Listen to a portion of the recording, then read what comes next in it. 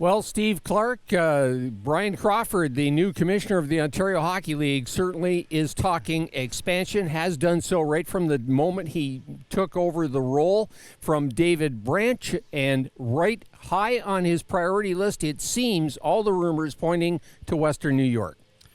Yeah, a report came out from WIVB-TV. It was posted by Mike Farwell, the play-by-play voice of the Kitchener Rangers on Twitter, or X, and it was really a surprise article that named Niagara Falls, New York as a potential OHL expansion destination. Now, there's a ton of moving parts in this, a ton of litigation that I don't think anybody wants to hear me talk about in terms of how this is going to come to fruition and what has to happen for shovels to go into the ground to get an arena built.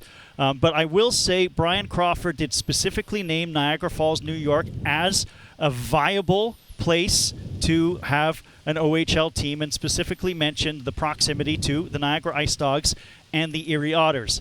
Here's the problem.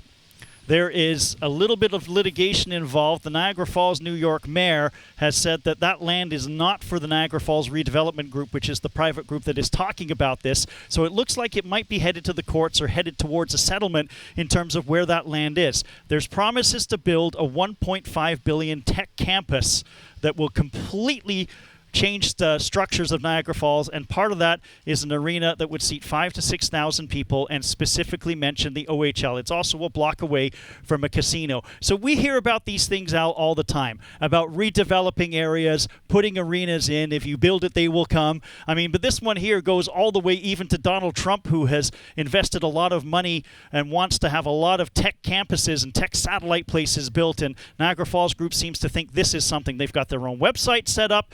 They are very, very, very, very invested in this possibility. All I can say for OHL fans is to keep an eye out. We know the aggressive expansion is coming to the OHL. We know it would be lovely to have a team across the border. However, building that arena is going to become the difficulty. So this is kind of one of those developing stories that we might see a little bit more clarity once they figure out who can control the land and who can do what with the land. But it's a report that's out there, and it's something to consider.